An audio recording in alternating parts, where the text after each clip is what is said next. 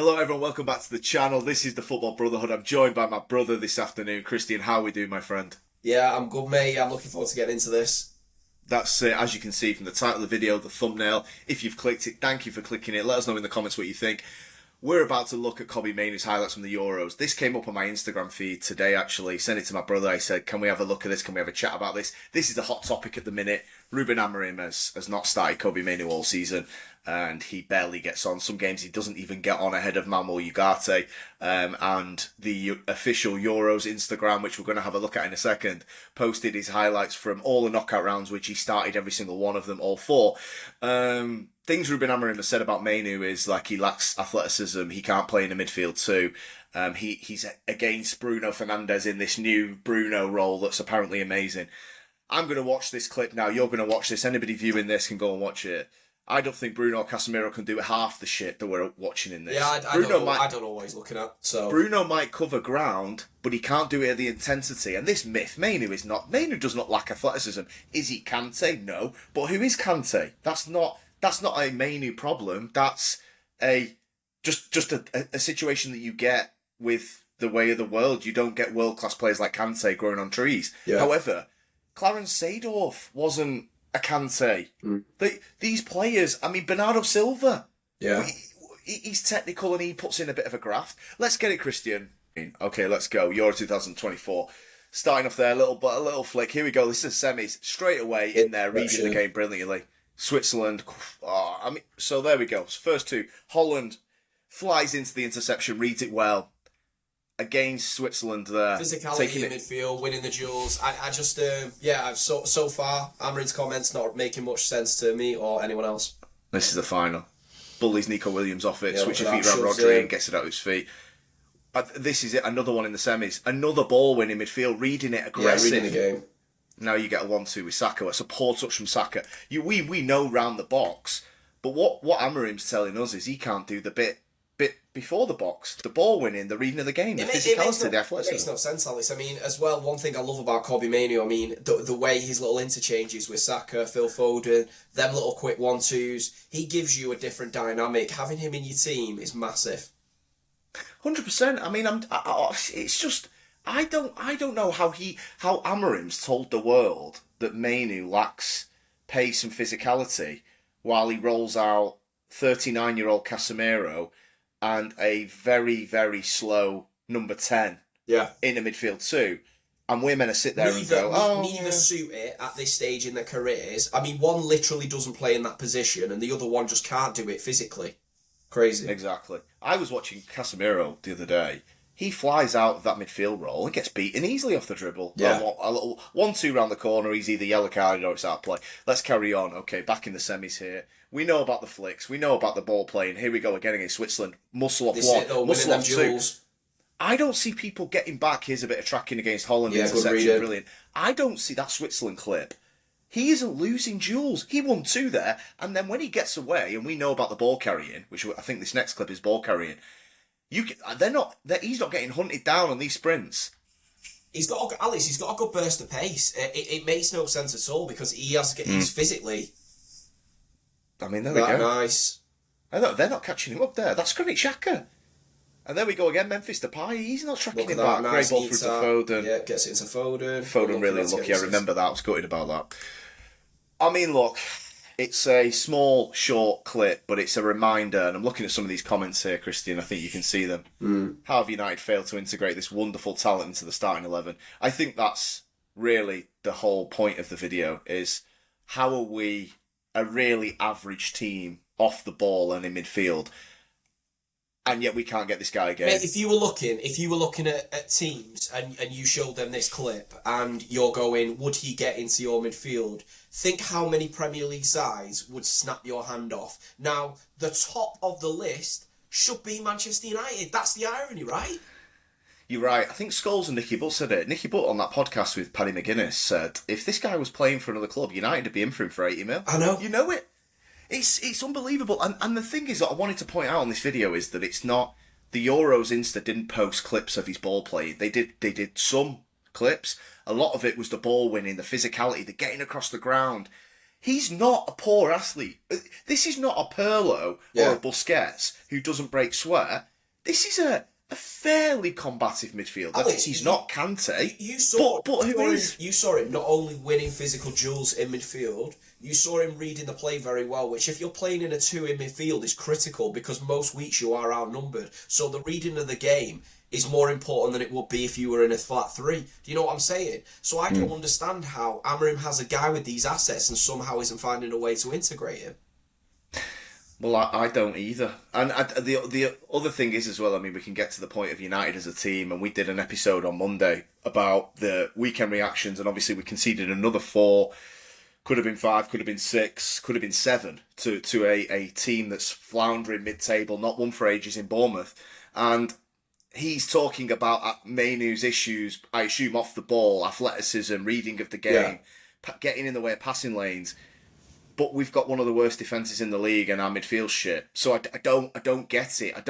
If we were fairly stable and a strong spine, he could at least have an argument of going, well, why should I change it? We've got this with Amorim. He doesn't change anything. He's not changed a failing system for a year. Yeah. But this midfield, we saw it in the Europa League final. Casemiro Fernandes ain't gonna work in a month of Sundays. It hasn't been working, and it isn't going to start randomly working, which makes it even more mental how he's got someone like that he isn't even willing to try. And not only this, so what I would say, at least, if we're going to go with the narrative, or any United fan that does back Amorim enough to say, no, we'll go with this system, and this is what we want, and Kobbie doesn't fit it, I tell you what, if you've got a system that can't fit in a player that I've just watched that clip of, and how well he was, how amazing he was at the Euros, and how well he performed, he overperformed then. Do you know what I mean? He came in, and to be fair, he was integral in carrying us forward in that tournament. We were crying out for a Kobbie Mainoo. We didn't really know who was going to go into that role. If you are playing a system that you're telling me you can't get that young lad in, then you need to scrap the fucking system and get a new one. 100%. Like you said, I mean, we were in a situation in the Euros where we didn't have a midfielder partner for Declan Rice, and fair play to Gareth Southgate, a guy that United fans would probably be about to assassinate have an if he was aneurysm coach. if he was appointed. If Southgate was manager of United, a lot of these United fans that love Amorim would freak out. And what I would say to you is, well, he integrated Kobbie Mainoo in a much higher pressure situation than the Premier League, by the way. Yeah. The knockout rounds of the Euros, if he comes in and collapses, he's going to go, well, why don't you stick Conor Gallagher in? Why don't you stick with Trent? That experiment. Yeah. Well, no. He went balls to the wall. He went with Mainoo, and Mainoo, he obviously supported him well. You know, it's about preparing these young players. And Southgate had him prepped. He missed all the group games. I think he came on as a sub in one of them. Slovakia, first knockout round. Bosh, straight in. Performed well. Switzerland, quarterfinals. Switzerland are a tough side. We spoke about Granit Xhaka. You know what blows my mind, Alex, is you mentioned it, I think, earlier on in this video when you were saying United would be in for a guy like this. You are in for the worst versions of a guy like this. You're ready to go and blow the bank on Carlos Baleba. No way am I taking Carlos Baleba over Kobbie Mainoo. Because Kobbie Mainoo 100% has a higher ceiling. Something stuck out to me while I was listening to something about Bernardo Silva, and it was talking about, do you spend much time in the gym? I know Ruben Diaz is a gym rat. He loves lifting his weights, and he went, jokingly, but half not, the gym is for the guys who can't play football that well. Meaning, I'm technically gifted. I don't need to sit in the gym. I've been born with my physical gifts. He's right. Bernardo Silva, particularly great technical player. Yeah. But I've got people telling me that Kobbie Mainoo is like not, and I'm not. This is it. He hasn't got Matic and Kante in there. He's got Bruno Fernandes and Casemiro. Casemiro's not been that good this season. Yeah, I'm sorry. It's not his fault, by the way. The midfield's getting diced through, and we did a video on the defence, and I said, you're all telling me Le Mans is really solid. De Ligt's been brilliant. Euro's the next Rio. Luke Shaw's back playing every single minute all of a sudden. Well, what is it? Why are we shipping goals like the worst team in the league are then? I don't get it. But what it could be, Christine, an element of that is the midfield. Somebody commented on my video saying the midfield's dropped and they're exposed. And this is this midfield that Kobbie Mainoo can't break into. Yeah, this midfield, it is no winning formula. It is getting punished by mid to low level teams. So it got punished by Spurs in the Europa League final. Exactly. Oh, sorry. Do you know what I mean? Yeah. No, it makes no sense whatsoever. I can't believe Amorim he's got a guy like this that he could go in with, and he's just choosing to completely ignore. And also, I mean, he's been pretty damning about him. I didn't like the sarcastic laughs in a press conference. I find that baffling. I don't really understand it. Do you think it's more just a personal thing? Because I think we can watch these clips and it don't make sense from a professional point of view. It feels very Jose Mourinho, Martial-esque, this to me. And the back end of Jose when he played Martial in a game that we lost. And he came out post-match and went, that's why I play Lukaku. This feels very much like I can feel Mainoo coming into the team in a tough game. I feel like that's going to happen. It might be Newcastle. It might be Villa. Because he brought Mainoo on early. Now there's this 4-3-3 stuff. Is Amorim waiting for a 4-3-3 game to chuck in at Villa? Mainoo is rusty. He needs rhythm. He's the type of player who needs rhythm. Plays poorly against Villa. And, doesn't... He has a poor game. Do you know what I mean? For me, it's a problem Man United have got, but personally, I think Kobbie Mainoo needs to leave the club because he can't just wait this situation out. I don't see it getting any better. I think this lad, we're looking at them clips, everyone else can see it. He has got a huge ceiling, and I think he needs to go and realise that somewhere else where he will be appreciated. I think if he went anywhere else, Alex, the team you played the other night, Bournemouth, he would flourish at a team like Bournemouth. Imagine if he went on loan, Bournemouth, Brighton, Palace, any of these guys. They would snap your arm off, and I tell you what, he'd be putting himself back in the picture alongside Wharton, alongside Elliot Anderson for that seat on the play for the World Cup.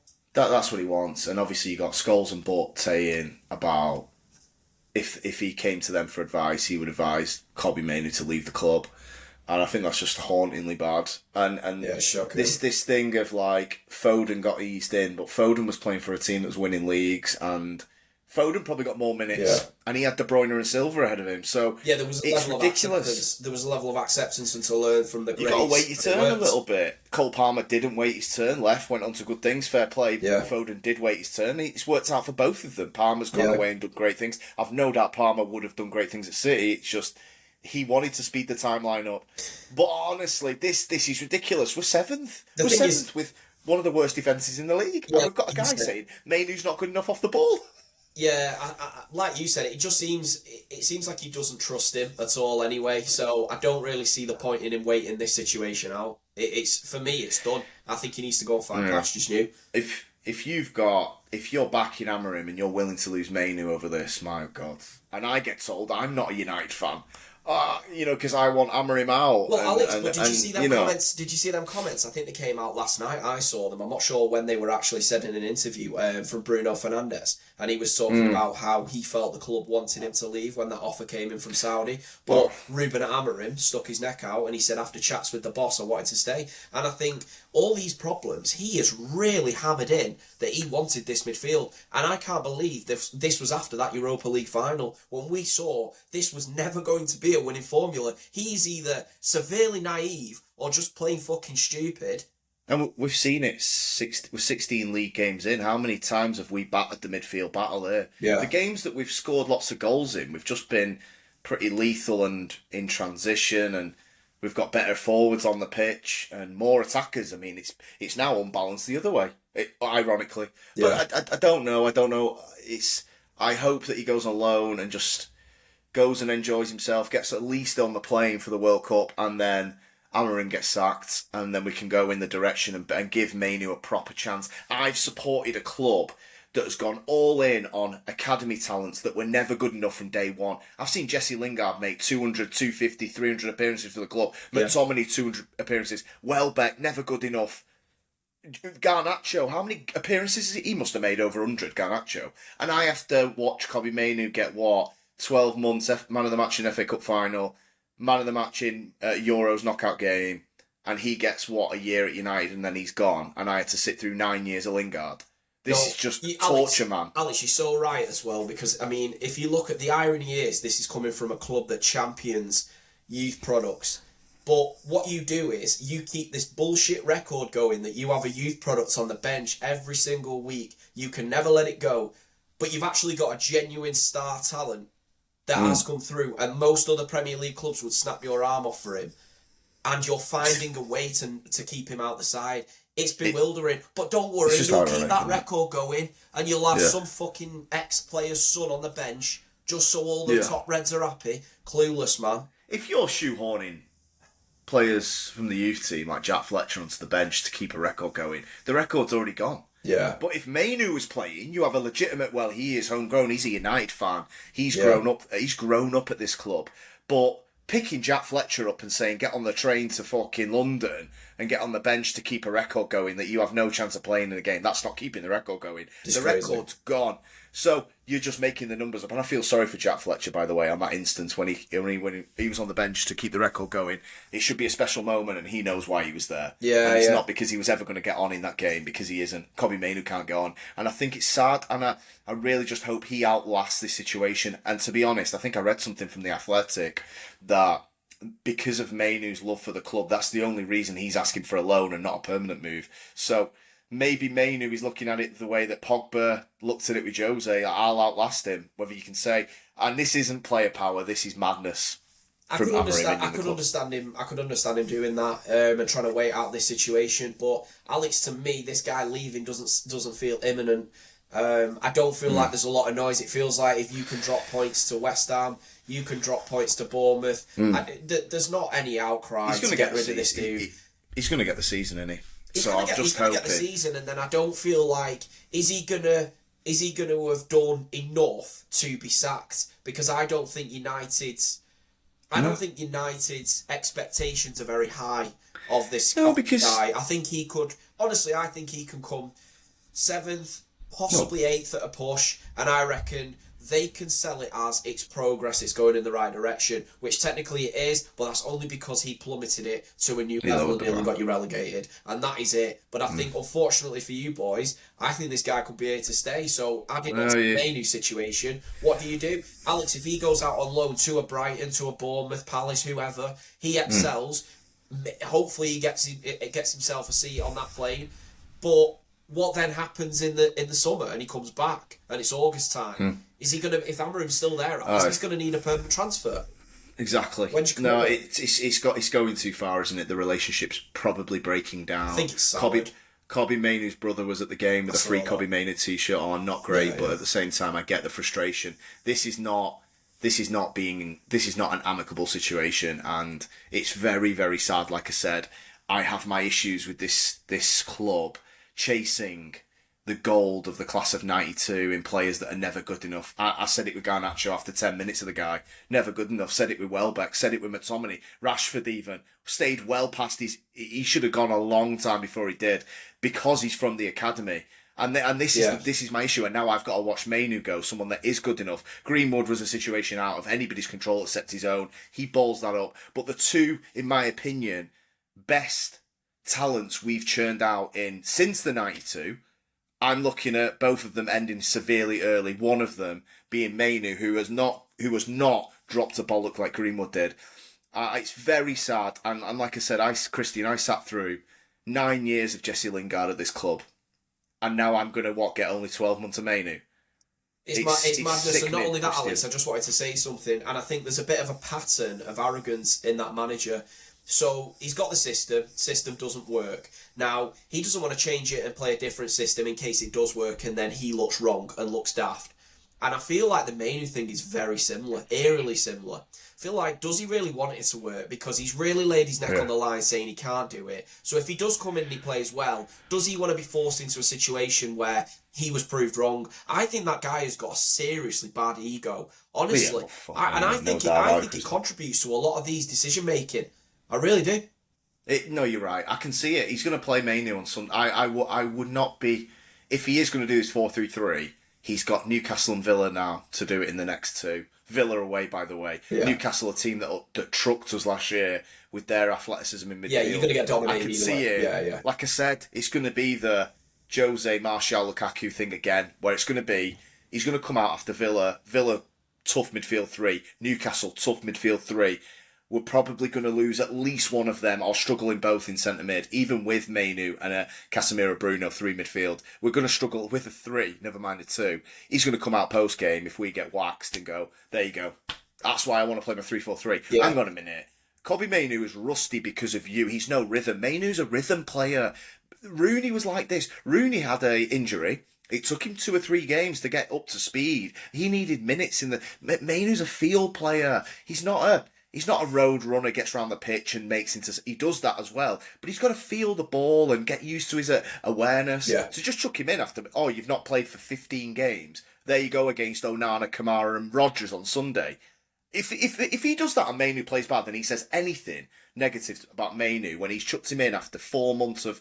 one game at Grimsby and a few sub-appearances. Mate, you are misprofiling your players massively. So, yeah, let's see what happens Sunday, but I won't rule it out. I feel like that would just be a loaded situation. I do agree with everything you've said. And, yeah, I mean, look at us when we were bringing Rodri back in. You do need that game time. You do need that flow. I mean, Rodri, he won a fucking Ballon d'Or, but the flow of the game, he couldn't keep up with when we rushed him back from this ACL. I'm not saying it's obviously it's a completely different situation, but having that flow and that pattern of game time is priceless, and especially in that midfield role, the type of player he is as well. He likes driving with the ball and playing in close proximity. His link-up play with Phil Foden and Bukayo Saka was really impressive. For that, you've got to drive and get close to the opposition and build relationships. Yeah, exactly. And I just feel like he's made a mess of this, that manager of yours, and I feel like he is making more mess than he is. And that's another thing as well. It's like Ahmad's gone. Ahmad, a type of player that you could see Mainoo building a very good relationship with. One of the brighter things last year when they did play together, I saw 2 players a little bit like the Saka thing with England. Ahmad's gone to AFCON. Yeah. I tell you, mate. Well, wing back as well, but he physically has left the country now, Ahmad. Yeah. And now it could be a case of shoving Mainoo. I tell you what, if he sticks Mainoo in on Sunday and we struggle and he says anything negative, I swear to God, man, this fan base better wake up soon. If we lose Kobbie Mainoo and if you've got a season ticket and you sat through 10 years of Lingard and now you're singing the name of a guy who's going to lose us Mainoo, you're an absolute idiot. That's unforgivable. And I don't have a season ticket, but I tell you what, if I did, I'd be calling out this bullshit because I ain't losing Mainoo over a average Portuguese coach, man, and you should be ashamed of yourself if you are. Right. Madness. Let us know in the comments what you think about Kobbie Mainoo's situation. It's been bubbling for a while, and it feels like we're actually getting to the point now where I actually think he's going to play him. And I just think he's picking these 2 very carefully. So let us know what you think. Is he going to chuck Mainoo in on Sunday? Is he going to play him against Newcastle on Boxing Day? That's my prediction. I think he's going to go 4-3-3 for these 2 tough games, and it's going to give him leverage if we're shit. And that sums this manager up. You said ego, sums him up perfectly. Christian, thank you for joining us, mate. I appreciate it. If you like the video, hit a like. Let us know in the comments what you think, and we'll see you on the next one.